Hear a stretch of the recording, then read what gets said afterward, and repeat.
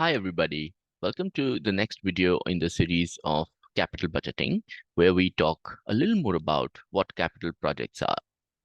I hope that you already have seen the video on the investing decisions as such and how can we apply the rules of capital budgeting to financial instruments as well. So financial instrument has been a ball game which is being discussed separately in the live classes, and I now want to discuss a little more about the decisions that corporates will face into taking a long-term decisions. So let me take a few examples. So we're taking about, let's say, Reliance planning to launch a 5G network. So they have to do a lot of work, the groundwork, before they launch a new product. That is a capital budgeting decision, or can we also say that's a capital project? Okay. Let's say Adani planning to buy a cement firm such as an ACC and an Ambuja. Now, that is a capital project for Adani, although it looks like that it's a financial instrument that Adani is buying in form of an equity share. But in the heart and soul of this whole decision, it's the benefit that Adani would like to make in terms of the cement industry. And therefore, it's part of your capital budgeting or as a capital project. You can take more examples, such as an Apple planning to launch an iPhone 15 or a 16 or a 17 thereafter. That's a capital budgeting decision. We can also talk about a Tesla Motors planning to enter India and set up shops, or a Foxconn planning to set up a manufacturing facility, down south. Now, all of these decisions have something in common. You know why? Do you have any guesses?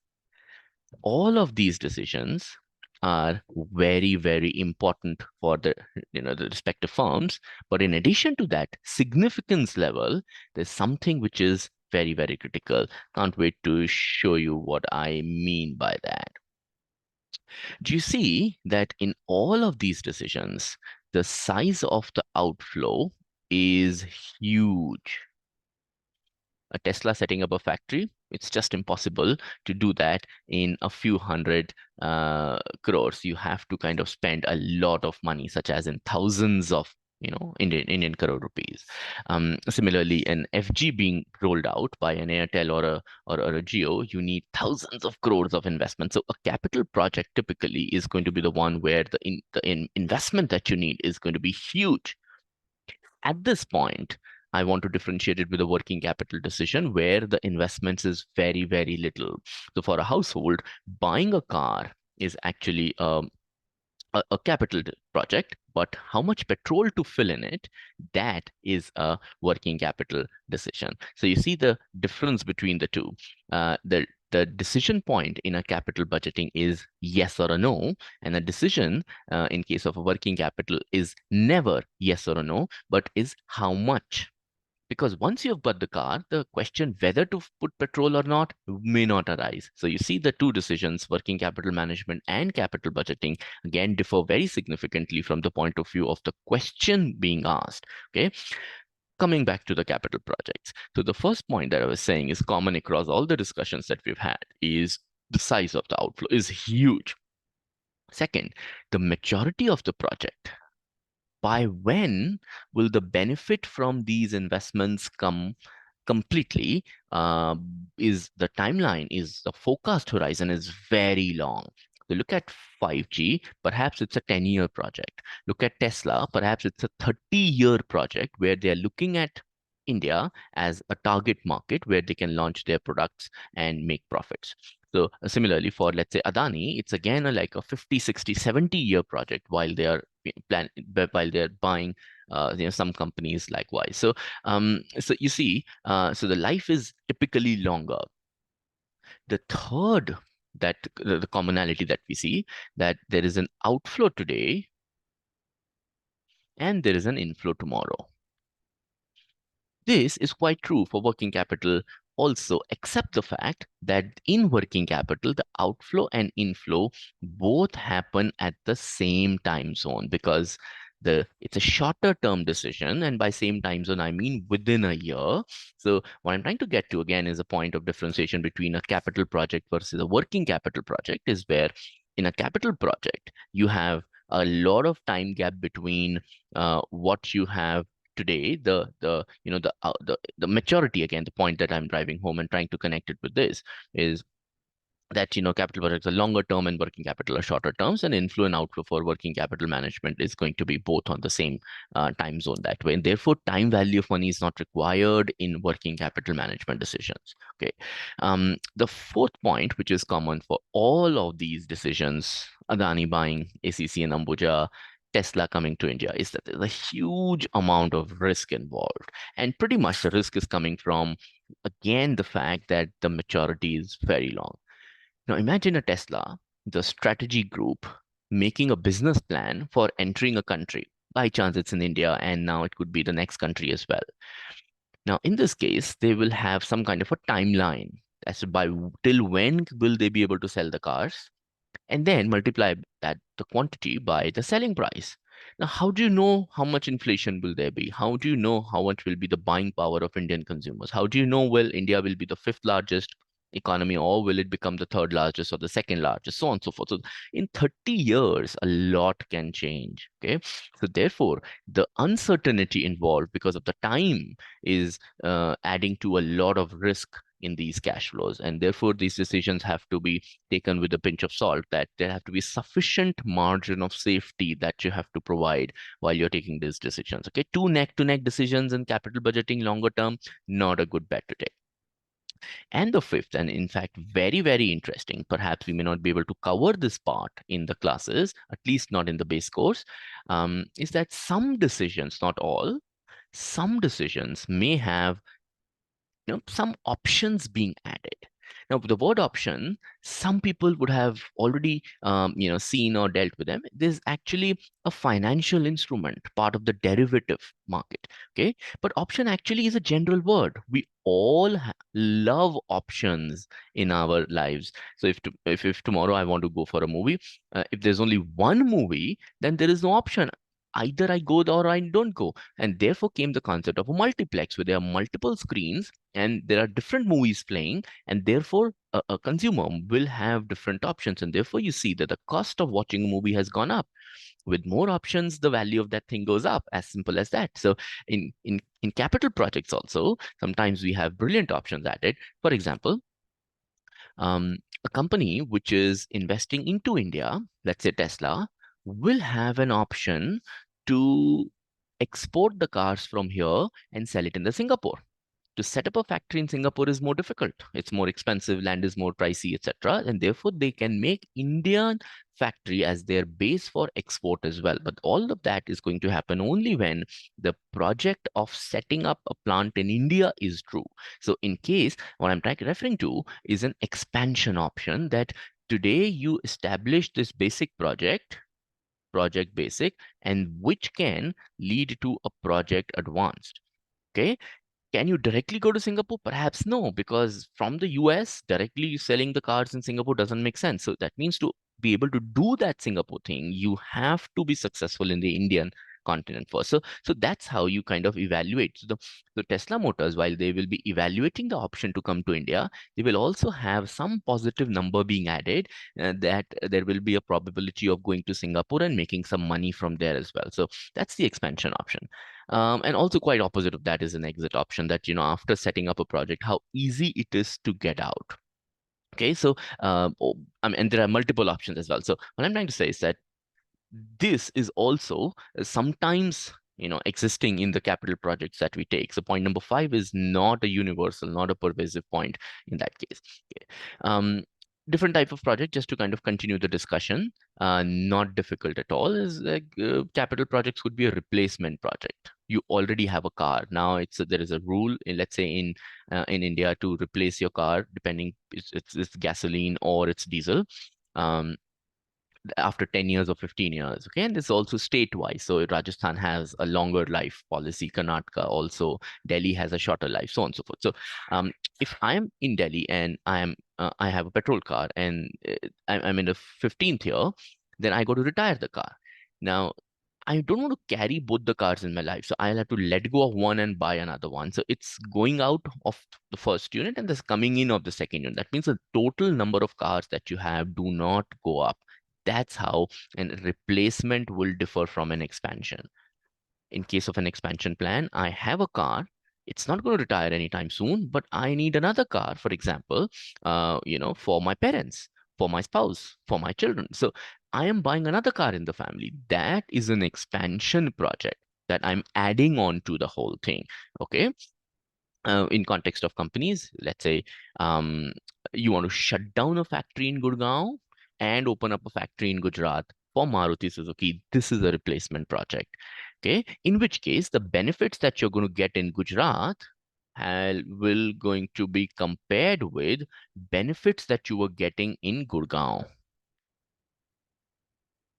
Okay, Gurugram as it is these days called as. However, in case of an expansion project, they are not competing with each other. You anyway have Gurgaon plant up and running, and now you are opening up Gujarat as well. Okay, so expansion, you're adding, more. Then the iPhone example that I had taken, or a Reliance and an Airtel example that I had taken to launch a 5G services. This is a classic example of launching a new product or service, which is part of a capital project. And very interesting is a regulatory or an environmentally safe project. Out of the entire list that you have, this project, point number 4, does not generate revenue for the firm, but it increases the sustainability of the firm, of the business. It will ensure that the disruptive actions by different stakeholders do not happen. So imagine, an oil and gas company, because they kind of needle the Mother Earth and then to dig the oil, and there's a lot of dirt and a lot of mess happens in the basin that they're operating in. So they have to spend a lot of money in restoring the whole natural habitat to what it was when they had taken it on rent from the government. So this spending part, the asset restoration, is actually a project in itself, but it's not going to restore any benefit for them. In fact, it's going to involve a lot of cost. This is not going to generate any revenue for Reliance or any an oil and gas company, but it will ensure that the sustainability of the firm, the overall oil and gas business continues, on a longer term basis. There is no hue and cry coming from an environmentalistic or from a climate change perspective or from a society or from a, pollution control board, etc., etc. So that's the example of point number 4. A restaurant installing a fire installation alarm, that's also part of point number 4. All right. Coming to a very interesting discussion of the connect between accounts and finance, the capital projects, okay? Because sometimes, while we are into the realms of corporate finance, we sometimes feel, we did accounting. There also we used to talk about a lot about the business. And here also we're talking a lot about business. How are the two connected with each other? Well, I'm picking up the balance sheet, which is one of the, very important, mother statement to look at the financial health. This side is your liability and the equity, which is the resources, the sources of funds. And this side is the application of fund, the asset side. Application and sources. Now, you see within the asset side, you have long-term business assets and you have short-term business assets. This is part of your working capital decision making. And this is part of your capital budgeting. That means even if it's an intangible decision that you have to take, a Farhan Akhtar planning to buy the title Dawn from original Ramesh Sippy Productions, that is an intangible asset purchase, but that title is again, it's a long-term investment and therefore intangible assets and therefore part of capital budgeting. A publisher such as Wiley planning to buy a title of a book from a compete again is a part of intangible. So sometimes as a student we feel that it's only the buying of a machinery and an equipment is part of property, plant and equipment, which is part of capital budgeting. That's not true. Even intangible assets qualify equally well. Okay, so when you say we're talking about the capital budgeting, you should look at that we are looking at the asset side of the balance sheet and that to the long-term side of the asset. You have furniture, motor vehicles, IT equipments, PPE, property, plant and equipment, you have land, you have intangibles, all of that, any change in that is a capital budgeting decision that a firm is taking. All right. Almost closing the discussion by introducing two very, very, very important concepts: independent projects and mutually exclusive projects. This is also basically dissecting the whole capital project structure. We're talking about what kind of decisions can a firm or a business be required to take. And I want to divide that into two categories. First, where the options are non-competing with each other. So for an individual, let's say I have to buy some t-shirts. So I'm looking at a blue t-shirt and I'm looking at let's say a black t-shirt. Both of them, if I have money, both of them I can buy. Buying one does not necessarily mean canceling the other. Okay. But imagine for an individual, if I have to buy a wedding ring, you see, you generally don't buy two wedding rings unless you're crazy. So buying a solitaire necessarily mean that I am letting go of the one which, for example, have an American diamond in it. So what I'm trying to get to is that there are some decisions where options are competing with each other. Those are called as mutually exclusive as a linguistic meaning. The English language meaning of exclusive means that either this or that. Independent projects are those where options don't compete with each other. It's like let's say I want to buy a t-shirt, so like I said, so let's say for example in context of companies, let me take example of Larsen and Toubro. Okay, L&T infrastructure. They help their clients make buildings, or let's say make metro stations, make dams and stuff like that, make roads sometimes. Now they have a tender coming out in Bombay, so one of the team is focusing on Bombay. And then there is a metro being constructed in Bangalore as well. So there is a tender coming from Bangalore as well. Now, L&T is not looking at the Bangalore project as competing with the Bombay project. They can do both. If both are profitable, they can do both. That's the point to understand. So there is a benefit, let's say, of a 10. There is a cost, let's say, of 6. And then there is a net profit, let's say, of 4 coming from Mumbai. And then you have something happening in Bangalore,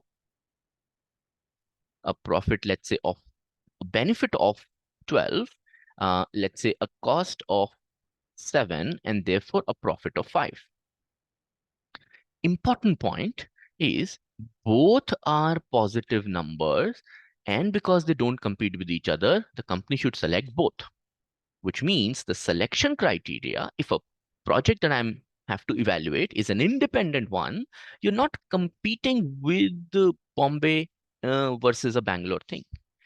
Okay, now there is a metro which is also coming up in Lucknow. Their dimensions are, let's say the benefits that I'm going to get is 9. And okay, remember I'm Larsen and Toubro. I'm not the metro firm. I am Larsen and Toubro. So the benefit will be the selling price of the station. Okay, I'm going to build the station in 1,000 crores and then I'm going to sell it for 1,200 crores. So that kind of a thing. So I'm not the one who will be collecting the tickets from the customer. That is a game for the metro company.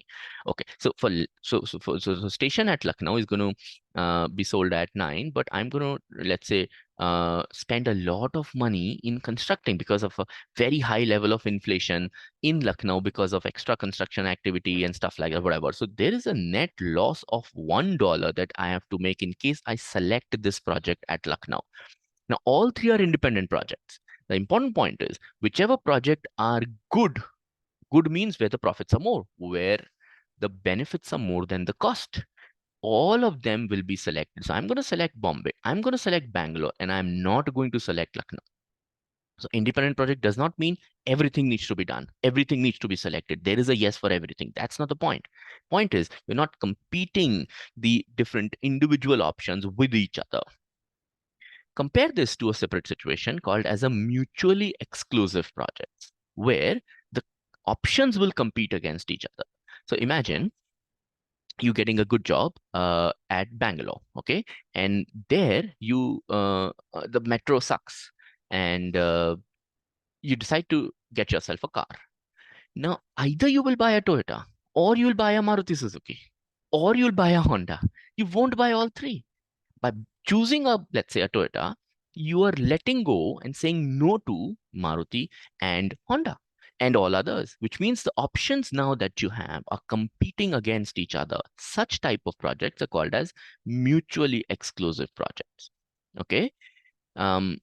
Imagine on the previous page, if let's say these three projects that you see are mutually exclusive, in which case, not only the project needs to be good, the project needs to be the best out of them, meaning thereby I can select only one. So the first, like a semi-final round, is going to be to remove Lucknow because it is not even good. Why? Because the benefits are less than the cost. So I have two good projects in my life, Bombay and Bangalore. But hey, this decision now, hypothetically, let's say, is a mutually exclusive, then I got to select the better of the two. Between the two, which one is giving me more profit? Let's say this one is giving you more profit. So therefore, if I have to select just one out of the two, here is going to be my final choice, which means in a mutually exclusive project, if you're selecting A over B, we are not making a point that B was unprofitable. B was loss making. That's not the point that we are making. What we are saying is that the profits or the net value addition that the business will get was more in A compared to B. Are you with me on that? So therefore, sometimes, there are two good things and you can eat only one of them. Let's say you go to a dinner and you're already half full. That means you can't have every dish that is being served. So you got to make a choice now. So it's like, I love to eat burger also and I love to eat a pizza also, but I can choose only one. That means both the options are good. It's just that you have to select one of them. We face mutually exclusive project decisions for an individual every day whenever we go out for dining. There's a long menu.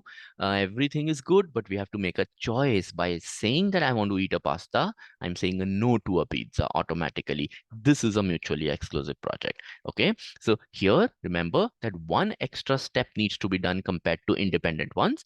In case of independent, the project just had to be good.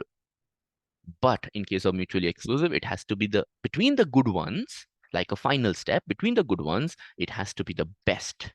Okay, so with that, we can come to a close for this video.